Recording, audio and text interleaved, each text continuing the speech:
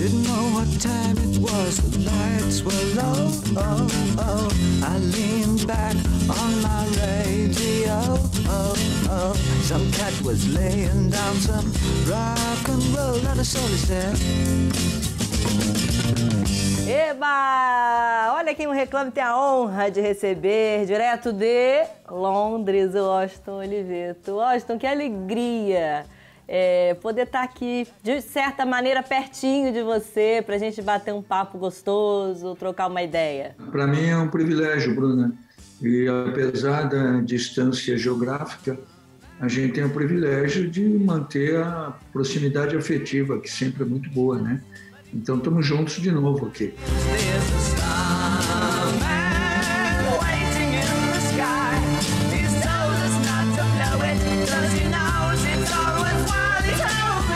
Eu acredito que você tem bastante acesso às informações, né, de tudo que está acontecendo aqui no Brasil.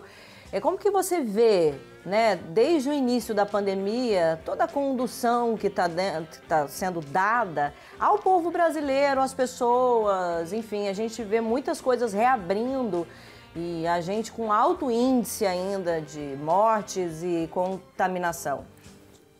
Bom, olha, eu acho que desde o início no Brasil a coisa não foi pilotada com a devida seriedade, até porque se desconfiou da ciência.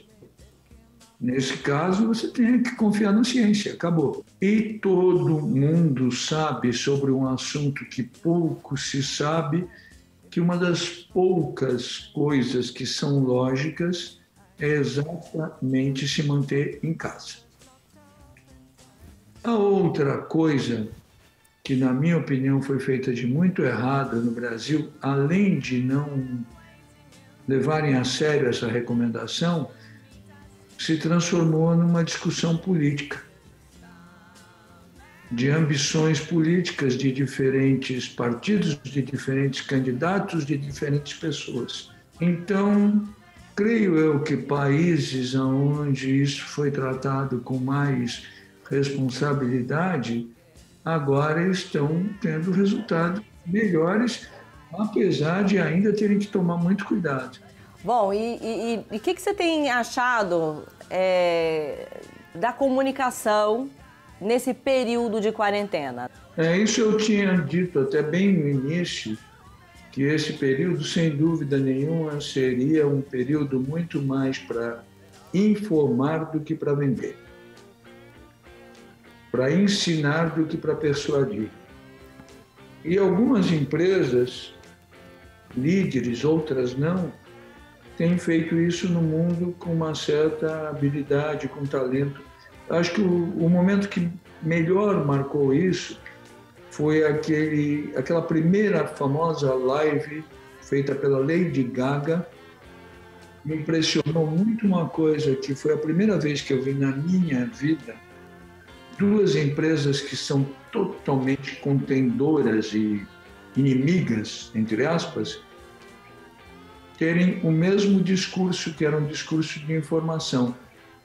Se você olhasse a mensagem da Coca-Cola e da Pepsi-Cola, eram muito parecidas. Mensagens de informação. E acho que nesse tempo todo, as empresas que fizeram isso, sem dúvida nenhuma, se mostraram mais generosas, mais contemporâneas, mais modernas. Isso é claro que não significa que todas as empresas vão ter que se comportar assim daqui para frente. Não. Uma empresa pode perfeitamente continuar produzindo um bom produto e honestamente se comunicar dizendo: olha, nosso produto é bom e a gente quer vender para ganhar dinheiro. Não tem problema nenhum. Não é todo mundo que tem que ser ativista, não é todo mundo... Até porque tem uma coisa, durante um bom tempo, nos últimos anos, e essa é a verdade, determinadas causas que a publicidade usou, na verdade, tinham mais como causa ganhar um prêmio num festival do que resolver uma causa. Total. E agora começa a pintar uma certa verdade nessa história, né? Porque, querendo ou não, o que a gente está vivendo é comparado a uma terceira guerra mundial. Sim. Então, assim, é um momento também da iniciativa privada, das marcas se unirem em prol de ajudar as pessoas, de informar, de ajudar da maneira que puder, né? Então, eu acho que mais do que nunca, essa questão que você levantou é muito importante, porque não adianta mais ficar lá falando em propósito para ganhar prêmio em festival, se isso realmente não fizer parte do DNA daquela marca, né? Claro, isso está ficando muito transparente agora. Não tiver uma atitude, que é exatamente aquela diferença clássica entre o oportuno, que é maravilhoso, e o oportunista, que é picareta. Uhum. Nesse momento, é claro que a sociedade vai privilegiar quem se comportar corretamente. Outro dia, né, me perguntaram como eu achava que ia ser o novo normal. Eu adoro falar mal desses novos clichês que surgem. O tempo inteiro tem uma expressão que aí um monte de gente repete como sendo expressão, então agora é o novo normal, que na verdade é um novo clichê. E aí eu gosto de criticar isso, até porque não é inteligente aderir a essas coisas imediatamente, né? Eu falei, gente, eu não acredito no novo normal. Eu acredito que a gente estava vivendo um velho anormal. A gente estava vivendo uma anormalidade que gera isso. Quem sabe a gente agora aprende a ser um pouquinho mais normal, já está bom. Eu achei muito interessante o que as grandes empresas fizeram aí em Londres, anunciaram, falando, né, olha, pode cobrar mais impostos da gente, que tem muito mais, e menos das pequenas e médias empresas. Isso eu achei fantástico. Então, acho que é uma iniciativa que deveria acontecer e partir das marcas, né, e das grandes empresas, enfim, das maiores indústrias.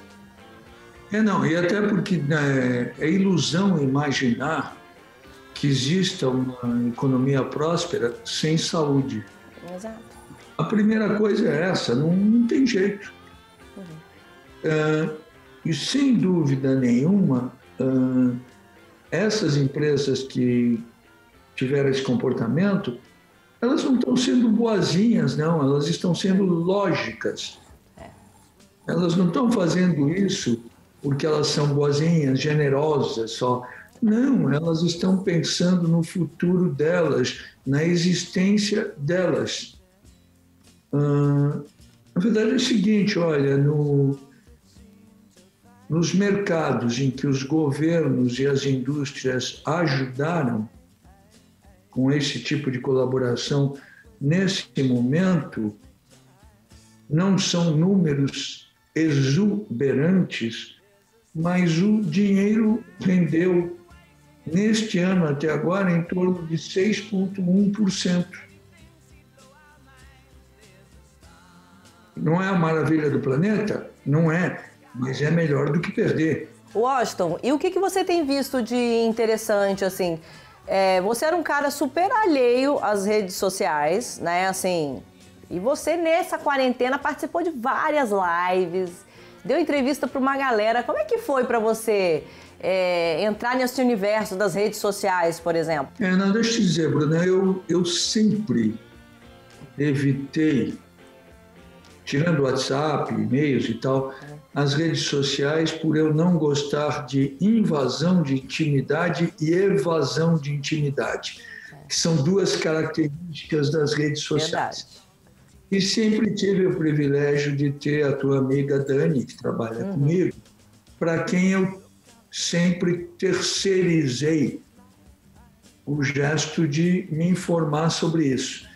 Então, eu sempre tive muito informado sobre isso, podendo ficar quietinho, né? Eu fiz uma frase de efeito, mas tudo bem. Tempos atrás me perguntaram por que eu não tinha essas coisas. Eu falei, olha, porque desde o ano de 2001 eu não gosto de ser seguido. Que foi quando teve aquele episódio do sequestro. O Washington, tem uma coisa que eu percebi, assim, durante esse período, que foi pela primeira vez que você falou sobre o sequestro que você sofreu. Por que você resolveu falar foi também um pouco de exorcizar aquele momento e também passar para as pessoas um pouco da tua experiência do que é ficar isolado. Por que você resolveu falar sobre o seu sequestro durante essa pandemia? Bom, eu resolvi falar por uma questão muito simples. Bruna, na época, assim que acabou o sequestro, eu me propus não mudar o meu comportamento para não ficar maluco e não falar do assunto para não virar pauta. Isso aconteceu em 2001. A primeira vez que eu falei do assunto foram muitos anos depois, em 2018, numa entrevista por Pedro Bial, no lançamento do livro Direto de Washington. Agora, no episódio do isolamento, eu percebi que eu tinha uma certa experiência de isolamento mais exacerbada e que, se me perguntassem sobre o assunto, eu acho que ajudaria as pessoas eu dar um depoimento de como se comportar nisso. Até porque foi curioso, nesse período, por exemplo, eu tenho procurado me manter tão, entre aspas, normal, quanto tentei me manter naquele período que era muito mais difícil.